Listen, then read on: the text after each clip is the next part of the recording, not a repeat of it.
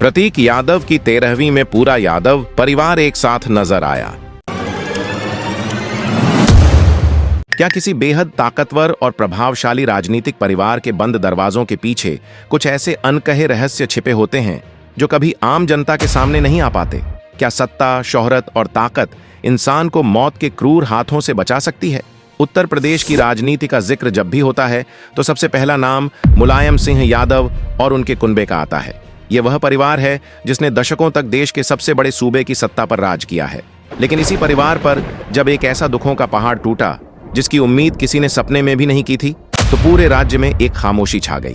38 साल की उम्र, मजबूत कदकाठी, फिटनेस का जुनून और एक शानदार जीवन, सब कुछ एक झटके में खत्म हो गया। मुलायम सिंह यादव के छोटे बेटे और अपर्णा यादव के पति प्रतीक यादव की अचानक हुई मौत ने हर किसी को झकझोर कर रख दिया। लेकिन क्या यह सिर्फ एक सामान्य मौत थी? क्या इसके पीछे कोई ऐसी कहानी थी जिसे परिवार की चारदीवारी के भीतर दबाने की कोशिश की जा रही थी? आखिर 13वीं के बाद ऐसा क्या हुआ जिसने पूरे राजनीतिक गलियारों में भूचाल ला दिया? अपर्णा यादव ने रोते हुए ऐसा कौन सा सच बयां किया जिसे सुनकर वहां मौजूद हर शख्स के रोंगटे खड़े हो गए? आज हम इस खौफनाक और दिल दहला देने वाले रहस्य के एक एक पन्ने को पलटेंगे और जानेंगे कि आखिर सत्ता के इस सबसे बड़े परिवार में उस मनहूस दिन क्या हुआ था। दिल थाम कर बैठिए, क्योंकि आज का यह खुलासा आपको सोचने पर मजबूर कर देगा कि जिंदगी कितनी अनिश्चित और रहस्यमयी हो सकती है। इस पूरे रहस्य और 13वीं के उस दिल दहला देने वाले खुलासे को समझने से पहले हमें इस परिवार की पृष्ठभूमि और उस राजनीतिक विरासत को समझना होगा जिसके साए में प्रतीक यादव पले बढ़े थे। मुलायम सिंह यादव, जिन्हें उत्तर प्रदेश की राजनीति का नेताजी कहा जाता था, उन्होंने एक ऐसा राजनीतिक साम्राज्य खड़ा किया था जिसे भेद पाना किसी भी विरोधी के लिए नामुमकिन सा था। उनके बड़े बेटे अखिलेश यादव ने उनके राजनीतिक उत्तराधिकारी के रूप में सत्ता की कमान संभाली और राज्य के मुख्यमंत्री बने। परिवार में शिवपाल यादव, राम गोपाल यादव और कई अन्य सदस्य राजनीति के अहम पदों पर आसीन रहे। इस पूरे राजनीतिक कुनबे में हर कोई सत्ता की दौड़ में शामिल था। लेकिन इसी परिवार में एक चेहरा ऐसा था जो इस पूरी राजनीतिक चकाचौंध, चुनावी रैलियों और सत्ता के संघर्ष से बिल्कुल अलग था। वह चेहरा था प्रतीक यादव का। प्रतीक मुलायम सिंह यादव और उनकी दूसरी पत्नी साधना गुप्ता के बेटे थे। एक ऐसे परिवार में जन्म लेने के बावजूद जहां राजनीति नाश्ते की मेज से लेकर रात के खाने तक का मुख्य विषय होती थी, प्रतीक ने अपना रास्ता बिल्कुल अलग चुना। उन्हें न तो रैलियों का शौक था, न ही माइक पकड़कर भाषण देने का। उनकी दुनिया बिल्कुल अलग थी। वे एक सफल बिजनेसमैन और फिटनेस फ्रीक थे। उनका पूरा ध्यान अपने रियल एस्टेट के व्यापार और अपनी सेहत को बेहतरीन बनाने पर रहता था। मैंने 5 करोड़ रुपए की एक चीज खरीद ली, 5 करोड़ रुपए इन दी बैंक। लखनऊ की सड़कों पर जब वे अपनी महंगी और शानदार लैम्बोर्गिनी कार में निकलते थे तो लोग मुड़ मुड़ कर उन्हें देखते थे। वे एक ऐसा जीवन जी रहे थे जिसमें पैसा, ताकत और सुख सुविधाओं की कोई कमी नहीं थी। उनकी शादी अपर्णा यादव से हुई, जो बाद में भारतीय जनता पार्टी में शामिल हो गईं। एक ही परिवार में दो अलग अलग राजनीतिक विचारधाराएं पल रही थीं। एक तरफ अखिलेश यादव समाजवादी पार्टी का नेतृत्व कर रहे थे, तो दूसरी तरफ अपर्णा यादव बीजेपी का झंडा बुलंद कर रही थीं। कि आपने मुझे भारतीय जनता पार्टी का मेंबर बनने का एक सुअवसर दिया। लेकिन इन तमाम राजनीतिक दूरियों के बावजूद प्रतीक यादव हमेशा परिवार को एक धागे में पिरोए रखने की कोशिश करते थे।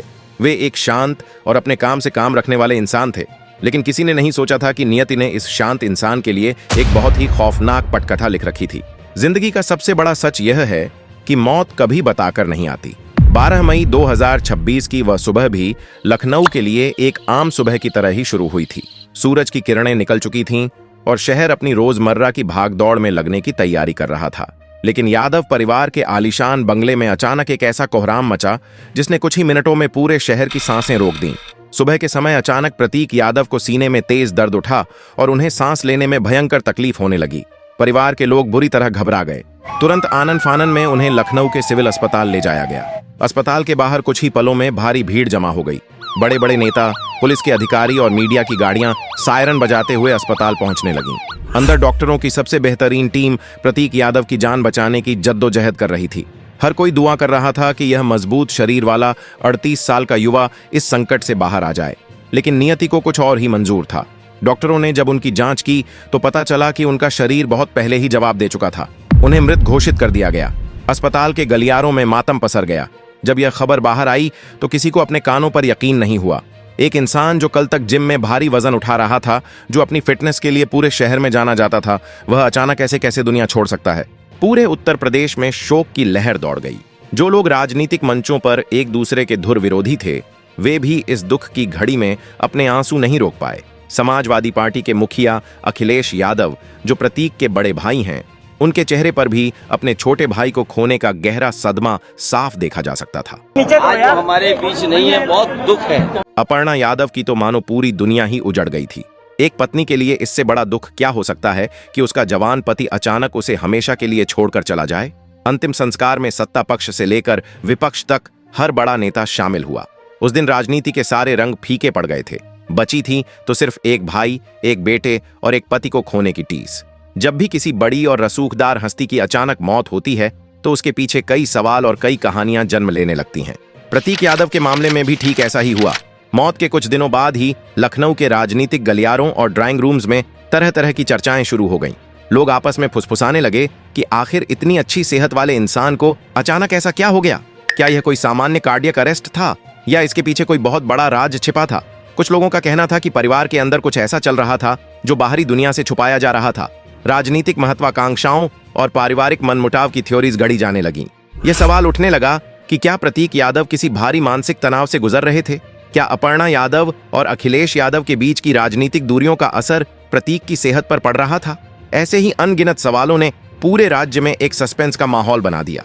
हर कोई यह जानना चाहता था कि उस रात घर की चारदीवारी के अंदर असल में क्या हुआ था।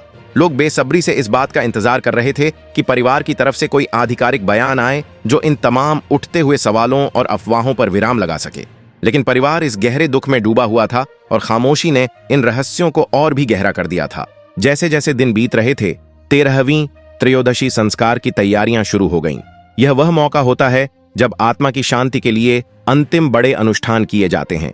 इसी बीच अपर्णा यादव ने 13वीं का जो कार्ड छपवाया, उसने राजनीतिक विश्लेषकों और आम जनता का ध्यान अपनी ओर खींच लिया। अपर्णा यादव भारतीय जनता पार्टी की एक तेज तर्रार नेता हैं और अक्सर समाजवादी पार्टी की नीतियों की आलोचना करती रही हैं।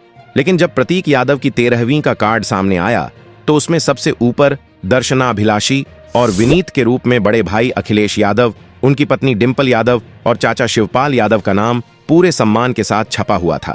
यह कार्ड सिर्फ एक निमंत्रण पत्र नहीं था, यह एक बहुत बड़ा संदेश था। यह संदेश था कि राजनीति अपनी जगह है, लेकिन जब परिवार पर इतना बड़ा संकट आता है तो खून का रिश्ता हर विचारधारा से बड़ा हो जाता है। इस कार्ड ने यह साबित कर दिया कि दुख की इस बेला में पूरा यादव परिवार, चाहे वे अलग अलग राजनीतिक दलों में हों, एक चट्टान की तरह अपर्णा यादव के साथ खड़ा है। अखिलेश यादव ने एक बड़े भाई का फर्ज निभाते हुए हर वो जिम्मेदारी उठाई जो एक पिता के जाने के बाद बड़े भाई को उठानी पड़ती है। इस कार्ड ने कुछ समय के लिए उन अफवाहों पर जरूर पानी फेर दिया जो कह रही थीं कि परिवार में दरार मौत का कारण हो सकती है। लेकिन अभी सबसे बड़ा और असली सच सामने आना बाकी था, जिसका इंतजार हर कोई कर रहा था। 13वीं का दिन बेहद भावुक था।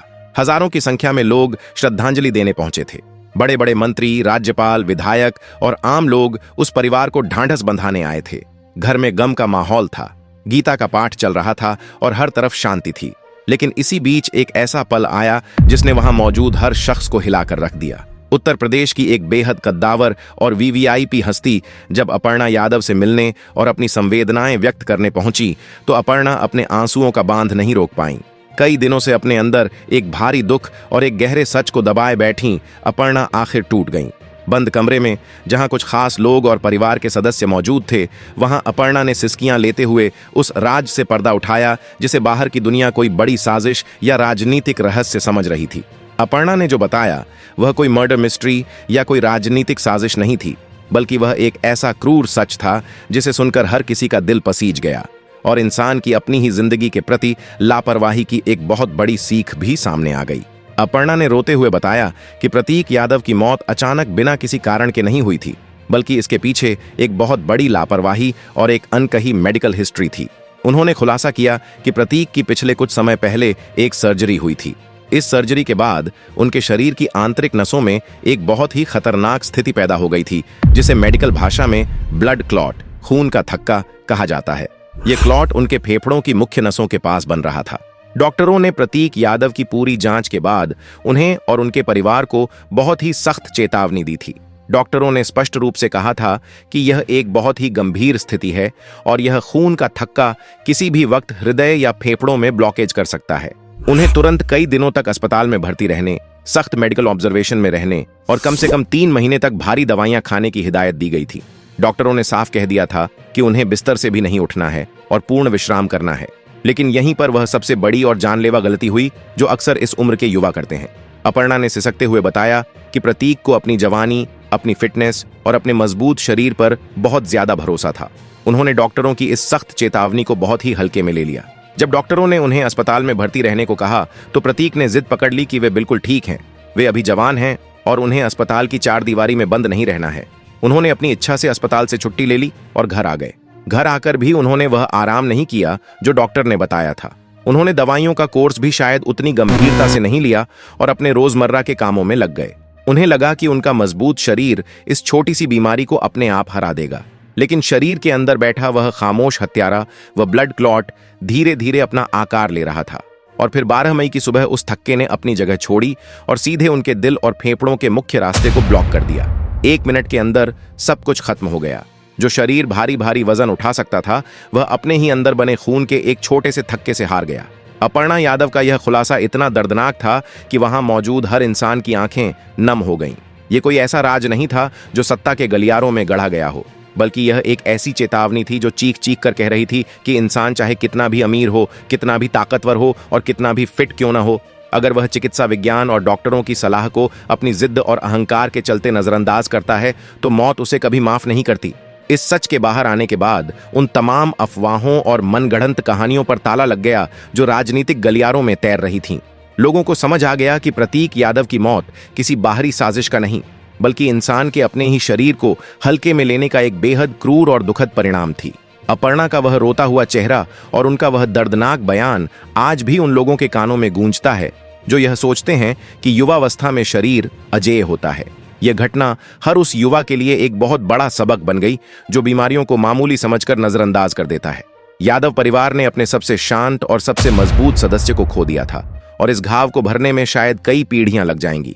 यह रहस्य जो अब दुनिया के सामने आ चुका था एक बहुत बड़ा आईना था इंसानियत और जीवन की क्षण भंगुरता के लिए। प्रतीक यादव की इस दुखद कहानी ने हमारे समाज की एक सबसे बड़ी और खतरनाक गलतफहमी को भी बेनकाब कर दिया है। आज के दौर में युवा पीढ़ी 6 पैक एब्स, चौड़े सीने, भारी बाइसेप्स और जिम में घंटों पसीना बहाने को ही संपूर्ण स्वास्थ्य मान बैठती है। बाहर से फौलाद सा दिखने वाला शरीर अंदर से कितना नाजुक और कमजोर हो सकता है, यह बात हम अक्सर नजरअंदाज कर देते हैं। प्रोटीन शेक, स्टेरॉयड्स और सप्लीमेंट्स की कृत्रिम दुनिया में खोए हुए युवाओं को अक्सर यह भ्रम हो जाता है कि अगर वे 150 किलो का वजन उठा सकते हैं तो उन्हें कोई बीमारी छू भी नहीं सकती। लेकिन चिकित्सा विज्ञान की खौफनाक सच्चाई इस फिटनेस के दिखावे से मीलों दूर है। शरीर के अंदर दौड़ते खून की रफ्तार, नसों की उलझी हुई बनावट और हृदय की धड़कनें किसी जिम की महंगी मशीनों से नहीं बल्कि कुदरत और मेडिकल साइंस के नियमों से चलती हैं। प्रतीक की मौत ने इस कड़वे सच को बहुत बेरहमी से उजागर किया कि बाहरी शारीरिक बनावट कभी भी आंतरिक बीमारियों या ब्लड क्लॉट जैसी जानलेवा स्थिति का सुरक्षा कवच नहीं बन सकती। दूसरी तरफ इस पूरी हृदय विदारक घटना ने उत्तर प्रदेश की राजनीति में एक ऐसा भावुक और दार्शनिक अध्याय भी जोड़ दिया जिसे लोग बहुत लंबे समय तक याद रखेंगे। आम जनता हमेशा अपने राजनेताओं को बहुत ही ताकतवर, अजेय और मानवीय भावनाओं से परे मानती है।